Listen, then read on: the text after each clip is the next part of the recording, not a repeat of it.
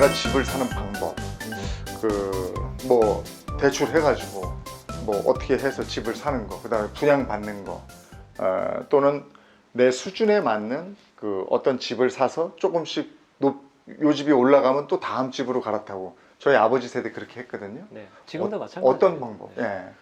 첫 번째는 누구나 정부에서도 권장하는 방법이지만 청약하라는 거죠.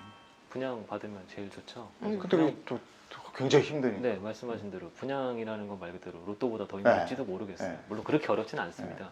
왜냐하면 다들 또 너무 인기 단지들만 하려고 하시다 보니까 안 되는 건데, 눈높이를 약간 낮추시면은 될 수 있는 가능성이 높은 곳들을 접근하실 수 있으니까.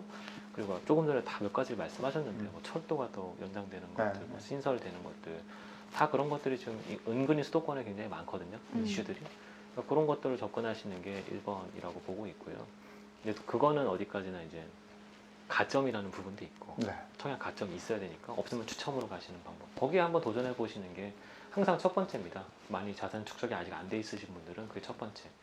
두 번째 분들은 이제 정말 좀 고민을 하기 시작하는 거죠. 내가 이 집에 꼭 들어가 산다는 생각도 있겠지만, 아니면 내 이 집으로 좀 돈을 벌어야 되겠다 생각이 되시는 분들이 그때부터 재테크 공부를 하시는 거고.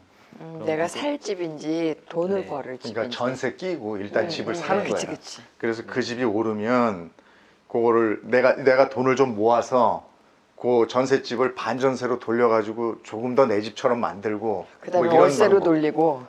그렇죠. 그 다음에 이제 그 집을 팔고 다음 집 더 좀 가치가 있는 집으로 또 간다, 뭐 이런 방법도 그게 있는 이제 거죠. 전통적인 방법이죠. 네. 그래서 한 발 한 발 한 발 한 발 가는 거. 근데 그 부분은 사실 지금 막혀 있는 게 없거든요. 네. 왜냐하면 거기엔 대출 규제가 들어가 있지 않으니까. 결국 남의 돈 빌린 거랑 똑같은데, 네. 어떻게 결국은 시드머니가 적으신 분들은 그렇게 하실 수밖에 없죠. 그래서 그렇게 가는 방법도 있는데, 이렇게 가면 청약이 안 되죠. 그렇지, 안 되지. 가지고 예, 있으니까. 예, 가지고 있으니까. 청약 가점이 떨어지니까. 그래서 여기 선택을 하셔야 되는 거죠. 난 청약에 무조건 몰두해서 여기서 답을 내겠다 하시는 분들은 그게 가시는 거고. 뭐가 더 좋을 것 같으세요? 저는 불확실성을 지는 걸 늘 추천 안 드려요. 그러니까 말 그대로 그거죠. 지나가다 오늘 운명의 상대를 만날 수 있어요. 결혼 상대를.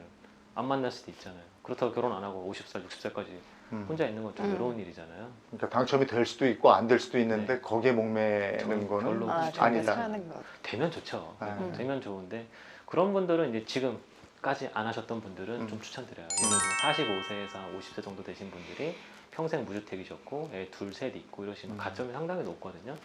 그런 분들은 올해 분양이 상당히 많이 나오니까 그런 것들 도전하시면 웬만하면 다 되죠. 근데 제가, 그렇지 않은 분들은 사실 좀 힘들다 보시는 거고. 또 하나 여쭤보고 싶은 게 1인 가구가 점점 많이 늘어나고 있다고 하는데, 네. 근데 또 요즘 그 집에 대한 트렌드가 거거 익선? 그렇게 되는 게, 이게 말이 이게 둘이 맞아요? 네. 그게 지난 10년간 네. 수많은 사람들이 빠졌던 오류 중에 하나였습니다. 네. 말씀하신 게 맞아요. 뭐냐면 점점 혼자 사는 사람이 늘어나는 거예요. 네. 혼자 사는 작은 이유는, 것들이 많아져야 될 것 근데 같은데. 혼자 사는 이유는 여러 가지잖아요. 네. 뭐냐면 뭐 상처하신 분도 있을 거고, 연세 많으신 분들은 둘이 살다가 가족이 한 명 없어지는 경우도 네. 있고, 아니면 애들이 분가해서 혼자 사는 경우도 있고, 맞아요. 지방 속 올라와서 혼자 사는 경우도 있고, 뭐 기러기 아빠도 있고, 뭐 많잖아요. 네.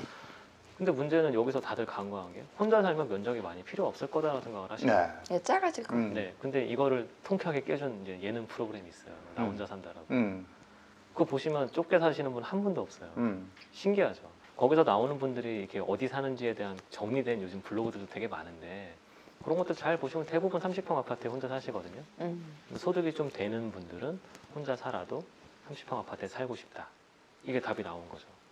돈이 없어서 못할 뿐이지, 돈이 되면은 굳이 내가 오피스텔에 아니면은 뭐 고시원 같은 데 살고 싶은 분은 없을 거란 말이에요. 일부러는. 근데 이게 결국은 인간의 욕망인 거죠. 내가 어느 정도 소비력이 있으면 좀 좋은 데서 좀 이렇게 좀 쾌적하게 살고 싶다. 근데 그거를 지난 10년간 인구 통계만 봐서 1인 세대가 늘어나니까 얘네들은 쪽방만 필요할 거야. 그게 지금까지 공급 정책이었고, 계속 방 하나만 공급을 해왔었는데, 문제는 지금 혼자 살아도 방 3개. 근데 이렇게 살았던 사람들이 만약에 결혼한다 한번 생각을 해보시고, 애를 낳는다 생각해보시면 더 많아져야 되겠죠. 더 커져야 되는 거죠. 네. 그게 지금 작년부터 시작됐던 거거익선이고, 요거를 크게 도와줬던 게 바로 코로나인 것 같아요. 밖에 못 나가니까 식구들이 다 모여 있는 거죠.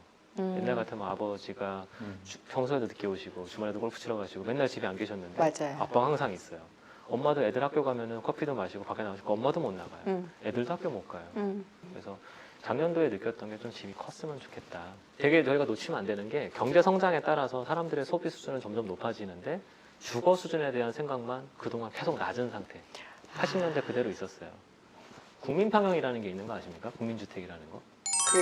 그게 전용 면적 32평인가 네, 그러잖아요. 32평. 네. 요즘은 35평도 있고 한데 네. 전용 면적 기준으로는 85제곱미터, 예, 예. 25.4평 맞아요. 그게 정도 네. 되는데 그게 왜 지금도 국민주택인지 다들 모르겠는 거예요. 그게 굉장히 오래전에 네. 만들어진 네. 거죠. 그러니까 왜 기준이 그건 걸 아무도 모르는 거죠. 왜 4인 가족은 방 3개가 국민평형인 거냐. 그게 왜냐하면 엄마 아빠 방 있고 아이들 하나, 하나씩 이렇게. 네. 네. 근데 지금 생각해 보니까 이게 왜 그런지를 모르거든요. 기준 자체가 그게 왜 그건지.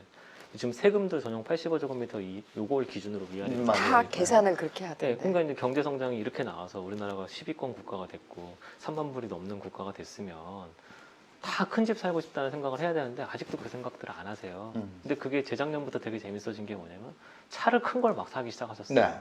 대형 맞아. SUV를 막 사기 시작하 이제 나왔죠. 한국에서 국산차가 나오기 시작하면서 엄청나게 인기가 됐는데도 차는 큰 거 심지어 혼자 타는데도 큰 차 타는데도 집은 계속 30평.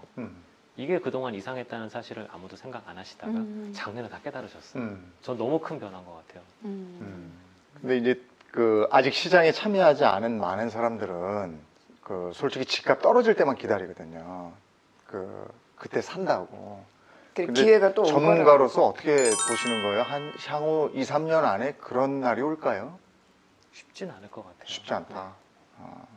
근데 그런 게 가능할 줄 알았던 게 예. 다들 17년, 18년, 19년이었던 것 같아요. 항상 이랬었으니까. 그러니까 그 지금 말씀하신 네. 이건 말 그대로 사이클인데 네. 부동산 업계 특히 그 우리나라 주택업의 사이클이 사라졌어요. 아 그래요. 네, 이 사이클은 말 그대로 내버려 둬야 사이클이 생기거든요. 네. 아 내버려 둬야. 공급과 수요가 서로 이렇게 균형을 맞추는 게 사이클이거든요. 네. 근데 지금 공급단이 계속 정부 규제로 예. 있잖아요. 그러니까 사이클이 안 만들어지죠. 음. 사이클은 생각보다 간단합니다. 시장이 하면 사이클이고 정부가 들어가면 사이클이 아니에요. 아. 네.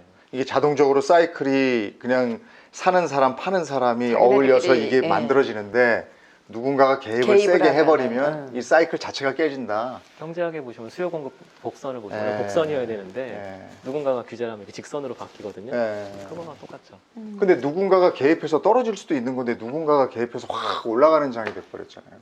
네, 좀 그게 아쉽죠. 예. 그러면 현명한 부동산 투자 전략은 뭡니까? 전문가가 생각하는. 조금 전에 잠깐 키워드를 말씀드렸는데 내가 들어가서 살고 싶은 집을 미리 사시는 거예요. 네. 뭐 자꾸 미루지 마라. 네. 그러니까 너무 막 아까 자산 가격 움직임에 내가 정말 밑바닥을 잡아서 내가 들어가겠다는 생각이 어찌 보면 욕심일 수 있거든요. 그러니까 항상 내가 필요한 집이 있으시거나 아니면 내가 생각했던 그런 향후의 인생 계획의 목표점 중에 하나가 그 주택이라는 부분이 들어있으시면은 그 길을 가기 위한 준비를 해놓으시면은 제 생각에는 항상 걱정은 없으세요. 근데 문제는 그렇게 안 하시고 단기적으로만 보시는 거죠. 지금 이거 사면은 내년에 뭐 2배 오른대, 3배 오른대. 그거야말로 약간 투기 성향이시거든요. 내려놓으시고 그런 거 말고 내가 정말 가고 싶은 집을 가겠다. 내가 거기에 필요한. 가고 싶은 속도로 가겠다라고 준비를 한 발 한 발 해놓으시면은 꼭 이걸 살려고 돈을 저축하라는 뜻이 아니라 이거를 가기 위한 중간 단계로서 이렇게 뭔가 이렇게 한 번씩 하시는 것들은 상당히 저는 그게 더 올바른 방향이라고 생각합니다. 근데 내가 그 들어가 살 집보다는 투자 가치가 있는 집에 살고 싶은 거잖아요. 근데 생각 외로 대부분 분들이 내가 살고 싶은 집이 많이 오를 집일 가능성이 커요. 그래요. 왜냐하면 그 많이 오를 집이라는 내가 살고 것들은 싶으면 남도 살고 네, 싶을 테니까. 정확하세요. 네. 아니 그래서 소위 얘기해서 강남, 서초, 송파, 마용성 이런 걸 따지잖아요. 네.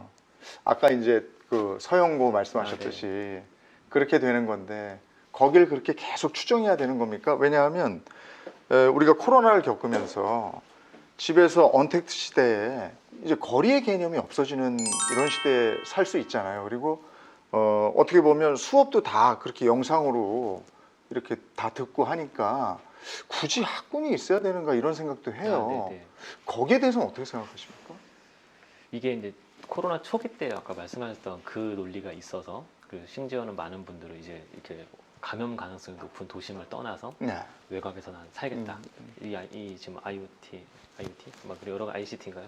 기술이 막 발달하니까 뭐 굳이 내가 꼭 도심에 살아야 되겠냐 했는데 그게 작년 여름쯤부터 바뀐 것 같아요. 음. 더 들어와야 되겠다. 더 들어와야 된다. 아 똘똘한 한 채라는 거예요? 아니요, 지역이. 아니, 지역을 네, 도심으로 지역을- 더 들어와야 된다고 네. 생각한다잖아. 외곽 나간 사람은 될 줄 알았는데 음. 이렇게 된 거예요. 그럼 왜 그럴까요? 그게 왜 그러냐면 작년에 이제 사람들의 생활 패턴 한번 보니까 딱 그렇게 되더라고요. 보니까 원래대로라면 이렇게 도심 밖에 살면서 필요한 게 있을 때만 도심에 잠깐 네. 들어갔다가 나가야 되겠다 그 생각이었는데 집에 너무 오래 있으니까 음. 집에서 할 일이 없는 거예요. 음. 그래서 대부분 하신 분들이 뭐냐면 배달을 시킨 거죠. 아. 근데 배달이 안 와요. 아. 멀리 나가 있어요. 내가 외곽에 떨어져 살면 네. 배달이 안 온다. 그냥 배달을 할 수 있는 업체가 우리 집 안에 없어요. 예. 그 모 업체 그 앱을 써보시면 텅이 뜹니다. 텅. 검색을 하는데 그냥 주변에서 검색하면 뭐 치킨집도 나오고 피자집도 나오는데 내가 가고 싶은 집들이 있잖아요. 그것들을 검색해 보면 텅이 떠요. 안 된다는 거예요. 안 우리 집에 된다. 배달 오지 않는. 거기까지는 안 간다. 네. 아. 그러니까 이제 옛날 같으면 뭐 역세권 이런 얘기 나왔던 것 중에 네. 재밌는 게 요즘 슬세권 있잖아요. 슬리퍼 신고 예, 편의점을 예, 가야 된다. 예, 예. 근데 지금 아까 말씀드린 그 앱을 쓰셔도 이제는 우리 집에 맛집이 오냐 안 오냐도 되게 중요해진 거예요. 아. 근데 그 거꾸로 생각해 보니까 아 우리 집이 외곽이었구나. 절실히 깨달으신 거죠. 아. 그러니까 이제 뭐라도 이제 배달이 되려면 누군가가 그런 업체들이 있는데 근처에는 사셔야 예. 배달이 오니까 음. 그럼 도심으로 더 몰려야 되는 거고. 음. 두 번째는 뭘 시켜도 다 배달이 오니까 심지어는 뭐 마트를 주문하시든 네. 뭘 하든 다 당일 배송 막 새벽에 네. 다 오니까 음. 근데 그거조차도 시내에 사셔도 더 빨리 오거든요. 음. 그 두 가지인데 근데 진짜 문제였던 건 뭐냐면 아까 그런 교육이었어요. 예. 영상으로 될 줄 알았어요. 예. 안 되는 거죠. 어. 영상 교육이 얼마나 이상하게 돌아가고 있는지를 많이들 깨달으셨어요. 재택으로 애들이 집에서 학교 교육하는 걸 들어보신 분들의 상당수가 안 되겠다 생각하시는 분들이 꽤 많아지신 것 같아요. 그래서 오히려 교육 서비스를 받을 수 있는 지역들을 더 집중해요. 그러면 강남 거기는 불패 지역이라고 하는데 여전히 강남은 굳건하게 이어나갈 것 불패라는 같아요. 말은 사실 좀 틀렸던 게 뭐냐면 네. 2009년부터 2013년도까지 정말 많이 내렸었어요. 예, 아, 그럴 맞아. 때는 내린 시기가 적 있었죠. 있어요. 네. 그 4년 동안 정말 하락을 많이 했었기 때문에 불패라는 말은 틀렸는데 네. 근데 문제는 그때 다른 데도 많이 빠졌으니까 네. 그래서 덜 빠진 거죠. 그래서 네. 강남이라고 안 빠진다는 말은 거짓말인데 근데 이제 누가 봐도 이런 인프라가 새롭게 어딘가에 만들어질 수 있을까만 보시면 답은 쉽게 나온 것 같아요. 근데 요즘 점점 강남을 대체할 수 있는 지역들은 나오는 것 같아요. 어. 그게 이제 많이들 생각하시는 게 판교인 것 같고 판교만 가셔도 이제 부유층들이 살기에 전혀 불편한 게 지장이 없어요. 없잖아요. 그게 뭐 그게 분당이고 이런 건데 이제 분당 같은 도시나 아까 고향 일산 같은 도시가 이렇게 완성되는 데까지 한 15년은 걸렸거든요. 첫 입주부터. 네. 왜냐면 처음에는 막 먼지 풀풀 날리고 음. 빈땅들 많고 여기도 보시면 빈땅 많잖아요. 네. 근데 여기서 딱 이제 빈땅이 다 끝나면 그때부터 좋아지는 것처럼 그런 것들이 하나하나 만들어진 게 조금 전에 뭐 판교라거나 요즘 같으면 뭐 꼭 거기까지는 안 가지만 뭐 하남 미사라거나 동탄이라거나 지금 가보시면 완전히 다르거든요. 초반하고는 달리. 그러니까 거기 사람들이 계속 몰리는 거고 네. 집값이 계속 올라가는 이유들이 거기에 있습니다. 그래서 옛날 같이 꼭 뭐 이게 딱 점으로 찍어서 네. 여기 아니면 나머지는 다 안 된다. 이런 건 그게 없다. 아니라 요즘은 정말 다핵으로 가는 것 같아요. 여기도 좋고 여기도 좋고 여기도 더 좋은데 얘는 더 좋다. 그러니까 일자리가 있으면서 일자리 주변에 사람들이 몰리는 거더라고요. 그 맞아요. 판교도 마찬가지로 그렇더라고요. 그러니까 굳이 이제는 강남 이게 아니고 이 정도의 그 사람들이 살 때 편의시설이 있는 곳이라면 그게 상관이 조성이 없는 거지. 된다면 거기도 거의 못지 않은 것 맞아요. 같아요. 네. 예전에 무조건 강남이었지만 이제는 더 이상은 그런 정도는 아닐 것이다. 네, 그러니까 아까 말씀드린 강남 원톱 이게 아니라 아, 나머지도 되게 비슷하게 많아진 갈 수 거예요. 있다. 네, 네. 그러니까 많아진 거죠. 네. 자, 그러면 올해 주목할 만한 신규 분양 전망을 오늘 이상호 대표가 알려준다고 했으니까 그 부분을 짚어보도록 하겠습니다.